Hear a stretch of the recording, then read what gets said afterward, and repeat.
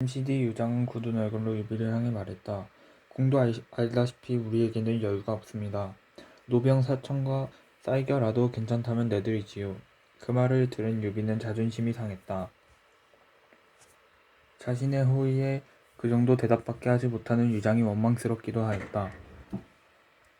그는 곧장 말머리를 돌려 군사를 데리고 형주로 향했다. 그런데 그 소식을 들은 장송이 급히 밀서를 써서 유비에게 보내려다가 유장에게 발각되고 말았다. 밀서에는 유비가 형주로 돌아가는 것을 말미며 당장 입주를 빼앗아 주인이 되어달라는 청이 담겨 있었다. 그것을 본 유장은 불같이 화가 나서 장송을 죽인 다음 배수관에 사람을 보내 형주로 돌아가는 유비를 막도록 했다. 유장의 부하 장수인 양이와 구패는 그도록 그 명령에 따라 배수관을 봉쇄해버렸다. 뜻밖의 상황이 벌어지자 유비의 낯빛이 심각해졌다. 하지만 유비의 정예군에게 양이와 구패는 상대가 되지 못했다. 황춘과 위연이 금세 그들의 목을 베고 배수관의 길을 다시 열었다. 그때 방통이 다가와 유장을 공격하자고 제안했다. 이왕 이렇게 된 거 주군께서 입주를 손에 넣도록 하십시오. 유장을 그대로 두면 어떤 화가 미칠지 모릅니다. 그런데 유비는 선뜻 결정을 내리지 못했다. 때마침 제갈량의 서신이 도착했는데 천문으로 점괘를 내보니 당분간 매사에 근신해야 한다는 내용이 적혀 있었다. 방통은 그것을 읽고 그것을 보고 자신이 공을 세울까봐 제갈량이 방해하는 것이라고 생각했다. 그래서 망설이는 유비를 몇 번이나 설득하여 유장을 치는 결단을 내리도록 체견했다. 이번에는 봉추의 뜻을 따르겠소. 입주를 차지하고 나면 공명도 이해해줄 것이오. 드디어 유비가 자신의 바람을 받아들이자 방통은 신바람이 났다. 유장을 치는 선봉에는 황춘과 위연이 나섰다. 그 뒤를 유봉과 간평 그리고 방통이 따랐다. 그런데 방통이 타고 다니는 말이 너무 허약해 장수들을 따라가는 것을 버거워했다.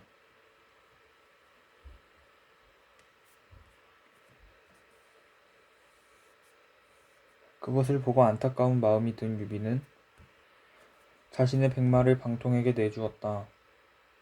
전쟁터에서 말이 시원치 않으면 낭패를 보기 십상이요. 이 말은 잘 훈련되어 험한 길도 쏜살같이 내달리니 봉추에게 큰 도움이 될 것이요. 고맙습니다 주공. 이 은혜 잊지 않고 열심히 싸우겠습니다. 방통은 유비의 마음 씀씀이에 감격하여 재빨리 장수들을 따라갔다. 그런데 그 시각 유장은 양이와 고패가 죽었다는 소식을 전해 듣고 유비의 공격을 예상했다. 그는 장임에게 군사 3천을 내주어 낙봉파 근처에 매복하도록 했다. 얼마 후 그들 앞에 황춘과 위영을 선두로 선 유비의 군사가 모습을 드러냈다. 하지만 장임은 섣불리 공격 명령을 내리지 않았다. 조금만 기다려라. 좀만 기다리면 우리보다 저들의 수가 더 많으니 한 방에 결판을 내야 한다. 유비가 나타나면 집중적으로 화살을 퍼부어라. 장임의 병사들은 화살을 겨눈 채 유비가 모습을 드러내기를 숨죽여 기다렸다. 그리고 곧 유비가 타고 다니는 백마를 발견했다. 저기 유비가 나타났습니다. 한 병사가 백마를 가리키자 장임은 다시 명령을 내렸다. 모두 백마에 탄 유비를 향해 활을 겨누어라. 그리고 내가 먼저 시위를 누르면 한꺼번에 화살을 날리도록 해라. 그때 방통은 뭔가 심상치 않은 기운을 느꼈다. 그가 말고삐를 당겨 걸음을 멈추면서 곁에 있던 병사에게 물었다. 여기가 어디인가? 낙봉파라는 곳입니다. 병사의 대답에 갑자기 방통의 눈이 둥그레졌다. 뭐라고? 내가 장차 봉황이 될 공주인데 낙봉이라니. 이곳은 내게 불길한 곳이구나. 어서 말을 날려 빠져나가자. 하지만 이미 때가 늦었다. 매복해 있던 장임의 병사들이 일제히 화살을 쏟아붓기 시작한 것이다. 그들은 백마를 탄 방통이 유비인 줄 꿈에도 알지 못했다.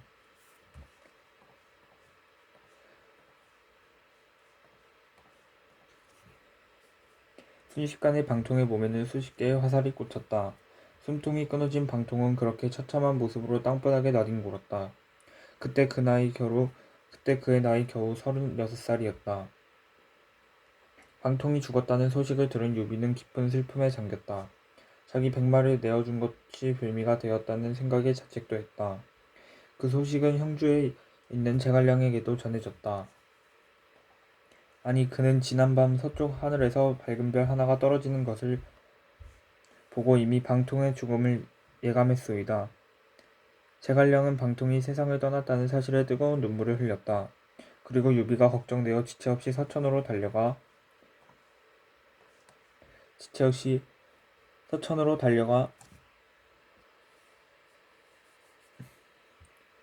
달려갈 마음을 먹었다.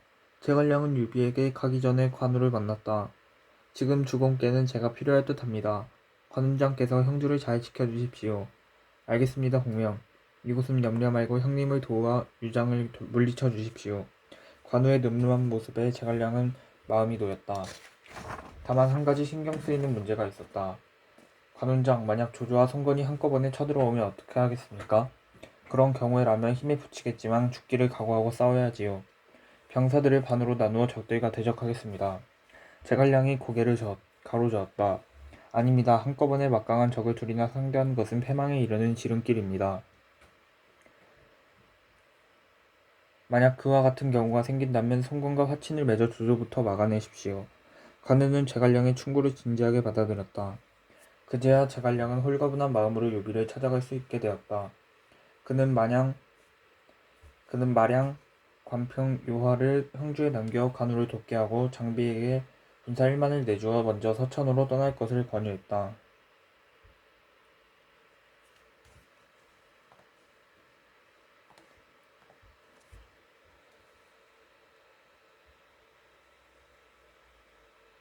그리고 자신은 조운을 데리고 백기를 통해 서천으로 향했다. 이른바 수륙 협공을 펼친 것인데 그 작전은 톡톡히 효과를 보아 유장을 공지에 몰아넣는 데 성공했다. 육로로 적진을 열어젖힌 장비와 수로로 공세를 펼친 제갈량의 기세는 대단했다. 장비가 파군성을 함락시켜 명장 어만을 항복시키자 제갈량은 계략을 펼쳐 죽음을 두려워하지 않고 저항하던 장임의 목을 쳤다. 그리고 그들은 유비와 합세의 유장의 본거지인 성도를 공격하기 시작했다. 익주자사 유장의 턱 밑까지 진격해 마지막으로 숨통을 끊을 순간을 눈앞에 두었던 것이다. 유장의 신세는 그야말로 바람 앞에 촛불 같았다. 그때 한 신복이 최후의 계략을 꺼내놓았다. 더 이상 방법이 없습니다. 장로에게 도움을 청하십시오. 그 말에 유장은 얼굴이 붉게 달아올랐다. 우리의 목을 죄려던 장로에게 어찌 애걸한단 말인가? 지금은 자존심을 내세울 때가 아닙니다. 따지고 보면 한중은 우리의 이웃으로 같은 운명에 처해 있습니다. 장로를 잘 설득하면 분명 도움을 줄 것입니다. 신복의 말에 유장은 곰곰이 생각에 잠겼다. 그런데 아무리 궁리해봐도 다른 수는 떠오르지 않았다. 결국 유장은 장로에게 도움을 청했고 요모조모 이속을 따져본 장로는 그 제안을 기꺼이 받아들였다. 당시 장로에게는 조조에게 패한 마초가 몸을 의탁하고 있었다. 장로는 마초에게 이만의 군사를 내주어 유비를 치게 했다. 처음에 마초는 그 명령이 마땅치 않았다. 아버지 마등과 유비의 친분이 떠올라 망설여졌던 것이다. 하지만 궁지에 몰린 자신을 걷어준 장로의 말을 따르지 않을 수가 없었다. 마초의 무해 솜씨는 전혀 녹슬지 않았다. 그가 긴 칼을 휘두르며 유비의 진영을 헤집고 다니자 병사들의 머리가 축풍낙엽처럼 나뒹굴었다. 그것을 본 장비가 장팔사무를 움켜쥐고 마초에게 달려들었다.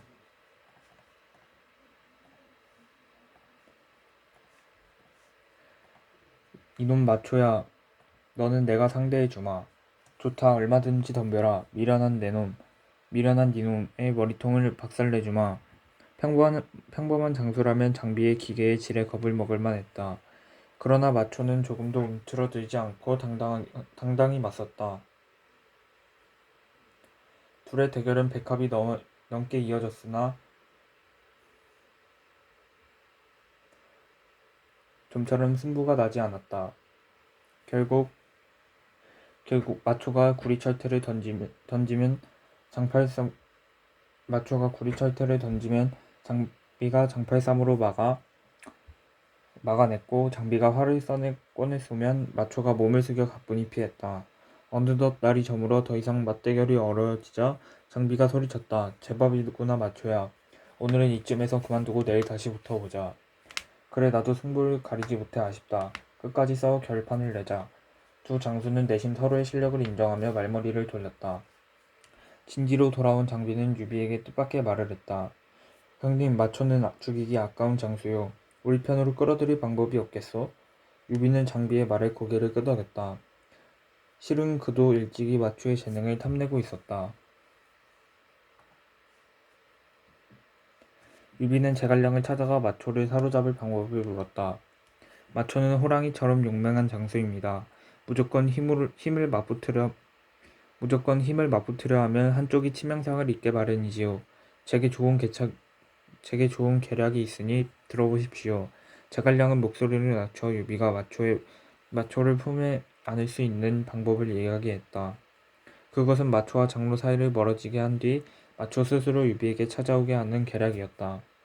제갈량은 먼저 밀사를 보내 뇌물을 밝히는 장로의 참모 양송에게 재물을 건넸다. 그 대가로 양송은 자신의 패거리와 함께 장로를 찾아가 마초를 모함했다. 마초는 지금 유비와 싸우는 척하며 우리에게 칼을 겨눌 때를 기다리고 있습니다. 그자는 조조에게 원한이 있어 한중부터 손에 넣어 힘을 키울 속셈이지요. 장로는 평소 양송을 철석같이 믿었다. 그의 모함에 넘어간 장로는 당장 마초를 지원하던 군량을 끊었다. 그리고 기회를 보아 마초의 목을 베이로 작정했다. 한중에 머물고 있던 부하로부터 그 소식을 전해 들은 마초는 깜짝 놀랐다. 그때 제갈량이 보낸 또 다른 밀사가 마초를 찾아왔다. 밀사는 은밀히 유비의 말을 전했다. 유황수께서 마초 장군과 싸우는 것을 달가워하지 않습니다. 그분은 일찍이 마등 장군과 함께 힘을 합쳐 조조를 치려했던 동지였기 때문입니다. 마초 장군 잘 생각해 보십시오. 장차 조조를 무찔러 아버님의 원수를 갚으려면 유황숙과 손을 잡는 것이 옳지 않겠습니까? 장군께서 오신다면 유황숙께서도 버선발로 달려나와 반갑게 맞이하실 것입니다. 밀사의 이야기에 마초는 기가 솔깃했다. 그는 장로가 자신을 오해해 죽이려고 하는 마당에 더 이상 한중에 머물 수도 없는 노릇이었다. 결국 마초는 군사를 이끌고 유비 진영으로 넘어오는 결단을 내렸다. 마초를 설득한 밀사의 이야기는 과장이 아니었다. 유비는 마초가 온다는 소식에 몸소 진영 밖으로 나와 하루 종일 목숨 걸고 싸웠던 장비도 달려나와 누구보다 밝은 얼굴로 마초를 환영했다. 잘 왔네 마장군. 앞으로 내 곁에서 큰 힘이 되어주게. 유비의 환대에 마초는 머리를 조아려 예를 갖췄다. 또 한 사람의 용맹한 장수가 자진하여 유비의 수하로 들어오는 순간이었다. 이튿날 마침내 유비는 유장이 머물고 있는 성도성을 공격하라는 명을 내렸다. 마초가 선봉에 서서 말을 몰았다. 성도성 누각에 올라와 한 무리의 군사가 흙먼지를 피우며 달려오는 것을 본 유장이 반색하며 소리쳤다. 하하, 저길 보아라. 드디어 장로의 군사가 우리를 도우러 오는구나. 유장은 그 병사들이 자신이 치러오는 적인 줄은 꿈에도 생각하지 못했다. 잠시 후 성문 앞에 다다른 마초가 큰 소리로 엄포를 놓았다. 유장은 들어라. 성문을 열고 순수히 밖으로 나와 유황숙께 항복하면 목숨만은 살려주마. 하지만 무모하게 저항한다면 한 놈도 남김없이 목을 벨 것이다. 누구라도 마초의 기계를 보며 오금이 저릴 것이다. 아군이라고 생각했다가 적군인 줄 알게 된 유장은 순식간에 넋이 나간 얼굴로 무릎을 꿇었다. 그러자 유비가 그에게 다가가 손을 내밀었다. 미안하게 됐구려. 내가 도리를 잊은 것이 아니라 공이 나의 호의를 가볍게 얽힌 것이 잘못이오. 이 모든 일이 하늘의 섭리라 생각하시오. 그 말을 들은 유장은 크게 낙심했다. 유비는 그를 진의장군으로 임명해 상주의 공안년으로 살게 했다. 그렇게 해서 유비는 서천의 새로운 주인이 되었고 머지않아 촉으로 불리게 되는 익주 땅의 세력을 뻗쳤다. 그 땅의 많은 백성들이 유비를 반겼으며 장수와 간원들도 충성을 맹세했다. 유비가 서천을 손에 넣었다는 소식을 들은 송건은 또다시 형주 땅을 빼앗을 궁리를 했다. 송건은 즉시 유비에게 사신을 보내 그 말을 전했으나 씨알도 먹히지 않았다. 이번에는 유비가 한중 땅을 모두 차지한 다음에 생각해 보겠다고 답신을 보낸 것이다. 이자가 너를 우습게 여기는구나. 송건은 노숙을 불러 유비를 마구 비난했다. 지난날 노숙은 송건과 주유의 명을 받아 형주 땅을 두고 유비 쪽과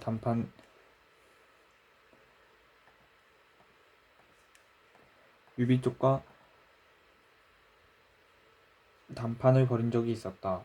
하지만 그때마다 유비와 제갈량의 반박에 별다른 말도 하지 못한 채 걸음을 돌릴 수밖에 없었다. 다만 서천을 차지하면 형주를 양보할 수 있다는 제갈량의 말에 기대를 걸었던 것이다. 유비가 이번에는 한중 땅을 핑계로 나의 요구를 거절하니 어떻게 하면 좋겠느냐? 송건은 낯빛이 어두웠다. 잠시 입을 다물고 있던 노식이 신중히 말문을 열었다.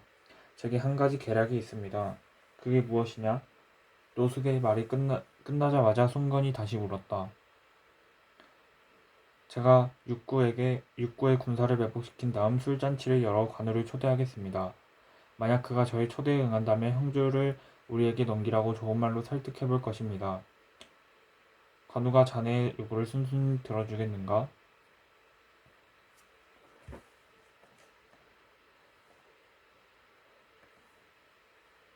궁건은 노숙의 계략이 미심쩍었다. 그러자 노숙이 단호한 목소리로 말을 이었다. 관우가 술잔치에 와서 저의 말을 따르지 않는다면 매복시켜둔 병사들로 하여금 목을 치게 할 것입니다. 그리고 혹시 그가 술잔치에 초대에 응하지 않는다면 그것을 빌미로 군사를 몰고 가서 형주를 깨면 그만입니다. 빼앗으면 그만입니다.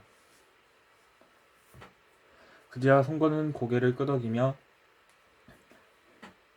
노숙의 계략에 동의했다. 노숙은 곧 육구로 군사를 데려가서 지내치고 형주로 사람을 보내 관우를 초대했다. 관평과 마량이 의심쩍어 하며 술잔치에 가는 것을 말렸으나 관우는 듣지 않았다. 노숙과 인연이 있는데 초대에 응하지 않는다면 뒷말이 나올 것이다. 만약에 사태에도 대비할 테니 걱정하지 마라. 관우는 이렇게 부하 장수들을 안심시키며 관평에게 한 가지 임무를 맡겼다. 배 열척과 수군 500명을 이끌고 강기슭에서 기다리다가 깃발로 신호를 보내면 달려오라는 명이었다. 얼마 후 관우는 배를 타고 육구로 향하였다. 멀리서 노숙이 살펴보니 주창을 비롯해 병사 몇이 관우를 호위하고 있을 뿐이었다. 자신의 계략이 순조롭게 들어맞아 노숙은 흡족한 미소를 띠며 관우를 맞이했다. 어서 오십시오, 관훈장. 오랜만에 회포나 풀까하여 모셨습니다.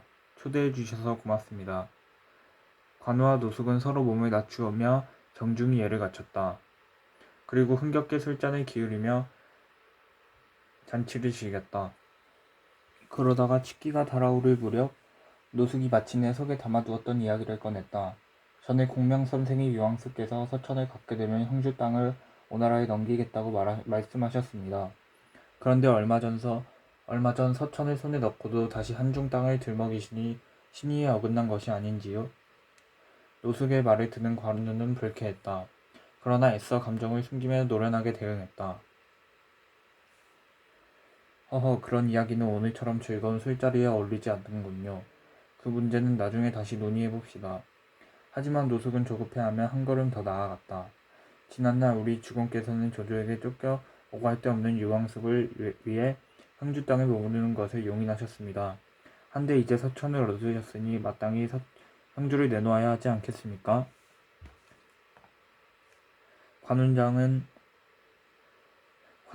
형님 대신 신의를 지키신다면 만인이 우러러 볼 것입니다. 뭐라고?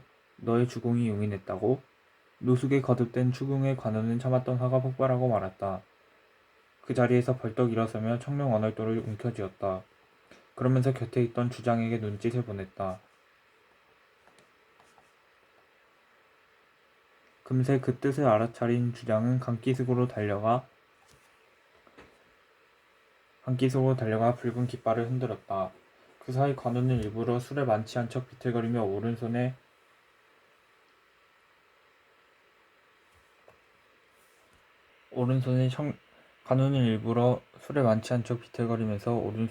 청룡 언얼도를 쥔 채 왼손으로 노숙의 팔을 붙잡았다. 미리 매복해 있던 송건의 병사들은 일제히 관우를 치려고 했으나 노숙의 인질처럼 붙잡힌 바람에 섣불리 모습을 드러내지 못했다. 관우는 여전히 술에 만취한 신용을 하며 말투를 싹 바꿔가며 노숙을 혼란스럽게 했다. 허허, 미안하게 됐습니다. 내가 술에 취해 노숙공에게 시비를 걸었구려. 재미없는 형주 이야기는 그만하시고 배를 정박시켜둔 강기슭까지만 나를 배웅해 주시오. 오늘은 내가 취했으니 이쯤에서 잔치를 끝내고 다음을 기약합시다. 노숙의 팔을 붙잡은 관우의 소나기 힘은 대단했다. 유차하면 굳이 청룡 언얼도를 휘두를 것도 없이 팔뚝을 으스러뜨릴 기세였다. 노숙은 관우의 힘에 질질 끌려 강기슭까지 동행할 수밖에 없었다. 그곳에는 아까와 달리 10척의 배와 수군 500여 명을 진을 치고 있었다. 그제야 노숙은 자신의 계략이 실패하고 만 것을 알아차렸다. 관평의 호의를 받으며 배에 오른 관우는 노숙의 팔을 놓아주고 여유롭게 적별 인사를 건넸다. 그리고는 언제 취했는 듯 꼿꼿한 자세로 서서 형주를 향해 배를 몰았다. 그 시각 육구에서 사람이 오기를 기다리던 송건은 직접 나타난 노숙을 보고 다급히 물었다. 어떻게 되었느냐? 송구하옵니다, 주공. 노숙은 송건 앞에 차마 얼굴을 들이지 못했다. 모든 이야기를 전해들은 송건은 부하가 치밀어 당장 형주를 공격하기로 마음먹었다. 그런데 때마침 조조가 30만 대군을 일으켜 몰려온다는 보고가 올라왔다. 화들짝 놀란 송건은 형주를 치려던 계획을 접고 군사를 합비와 유수로 옮겨 조조의 침략에 대비했다. 하지만 조조의 공격은 실제로 이루어지지 않았다. 여러 모사와 부하 장수들이 지금은 때가 아니라는 상소를 올렸고 그것을 받아들인 조조가 말머리를 돌렸기 때문이다. 일단 허도로 돌아온 조조는 훗날을 기약하며 더욱 야심을 드러냈다. 오래전부터 허도의 실세는 조조였다.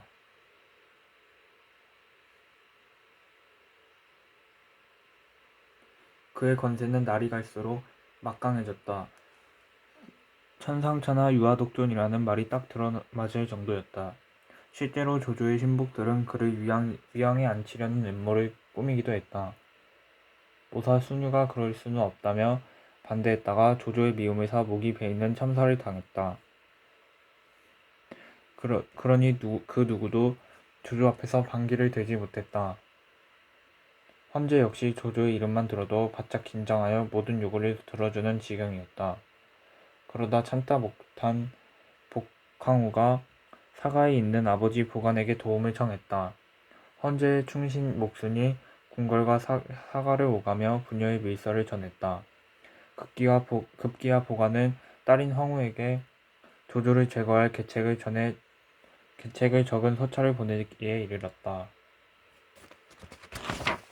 지금은 누구도 조조에 맞서기에 어렵습니다. 방법은 단 하나, 송건과 유비에게 도와달라고 부탁해야 합니다. 그들이 연합해 허도로 진격하면 조조가 전군을 이끌고 달려나갈 테니 그 틈에 충신들이 힘으로 모아 허도를 장악하면 됩니다.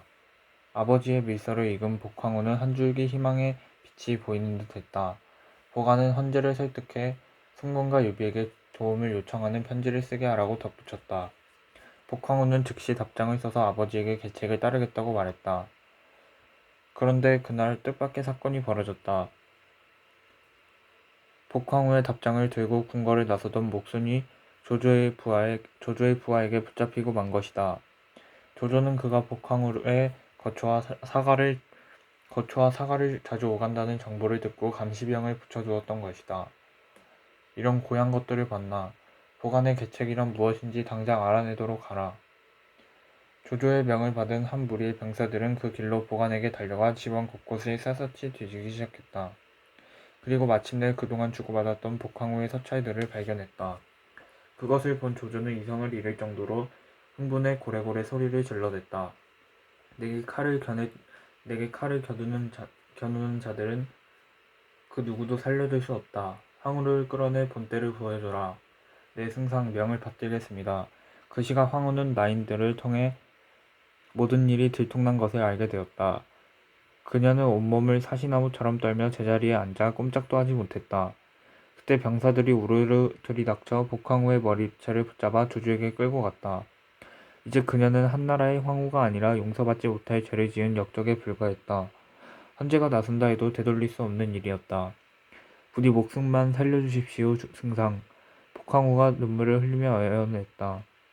그럼에도 조조는 아량을 베풀 생각이 전혀 없었다. 저런 놈에게는 사약도 아깝다. 몽둥이로 때려 죽여라. 조조가 명령하자마자 병사들이 여럿 달려들어 몽둥이 찜질을 댔다. 연약한 여자의 몸은 곧 만신창이가 되어 숨통이 끊어졌다. 조조는 그것으로도 분이 풀리지 않았는지 복항우가 낳은 두 황자에게 사약을 내렸다. 보관과 목순이 잔인하게 죽임을 당한 것은 당연한 수순이었다. 그 일로 목숨을 잃은 사람이 200여 명에 달했으니 복시 일가의 씨가 말랐다고 해도 지나친 표현이 아니었다. 심지어 조조는 자신의 딸을 새로 황후의 자리에 앉히기도 했다. 아, 내가 너무 무력하구나. 죽음보다 못한 삶이 있다면 정녕 나를 두고 하는 말일 것이다. 헌재는 복황후와 두 황자가 죽었다는 소식을 듣고 통곡했다. 하지만 그는 눈물을 흘리는 것을 말고 달리 할 수 있는 일이 하나도 없었다. 그로부터 며칠 후 더욱 권세가 탄탄해진 조조는 한중을 공격하기로 마음먹었다. 그곳을 시작으로 유비와 송건을 차례로 제거할 속셈이었다. 그런데 한중을 머무는 일이 생각만큼 쉽지 않았다. 장로에게는 방덕이라는 용장이 있었기 때문이다. 장압과 하우연, 서왕, 허저가 잇따라 그에게 맞섰으나 승리를 거두지 못했다. 조조는 고민 끝에 양송의 재물 욕심을 이용하기로 했다. 양송은 일찍이 제갈량의 계책에 따라 재물을 받고 마초와 장로 사이를 이간질시킬 전력이 있었다.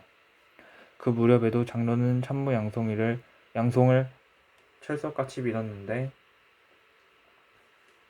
조조는 마초가 유비에게 몸을 의탁하게 된 전후 사정을 알고 있었다.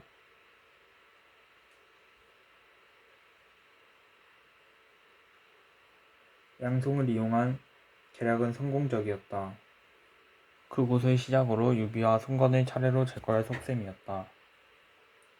그런데 한중을 허무는 일이 생각만큼 쉽지 않았다. 장로에게는 방덕이라는 용장이 있었기 때문이다. 장압과 하우연, 서왕, 허저가 잇따라 그에게 맞섰으나 승리를 거두지 못했다. 조조는 고민 끝에 양송의 재물 욕심을 이용하기로 했다. 양송은 일찍이 제갈량의 계책에 따라 재물을 받고 마초와 장로 사이를 이간질시킨 전력이 있었다. 양송을 이용한 계략은 성공적이었다. 그는 조조가 보낸 재물을 받고도 아무런 거리낌 없이 방덕을 음해했다. 장로는 어리석게도 양송에게 속아 방덕을 의심했다. 그가 전장에서 몸을 사리며 전일품을 챙기는 데만 급급하다는 오해였다. 주공이 믿어주지 않는데 목숨을 내놓는 부하가 없는 법이 아닌가. 결국 방덕은 스스로 적에게 항복했고 전세는 빠르게 조조 쪽으로 기울었다. 뒤늦게 장로가 자신의 잘못을 깨달았으나 이미 때가 늦어 한중은 조조의 손에 들어가고 말았다. 그 후 장로와 양송의 생사는 예상과 달랐다. 조조는 재물 욕심의 배신을 일삼는 양송의 목을 베어 부하들을 각성시켰고 진심으로 조조를 따르기로 맹세한 장로는 진남 장군의 임명에 자신의 품 안으로 들였다. 조조가 한중을 점령했다는 소식을 들은 서천의 백성들은 두려움에 떨었다. 덕이 높아 자신들이 따르는 유비가 머지않아 조조에게 공격당할 것이라고 생각했기 때문이다.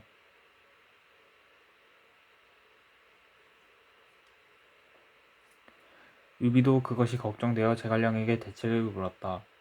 어떻게 해야 우리의 코가까지 새를 뻗친 조조를 경계할 수 있겠습니까?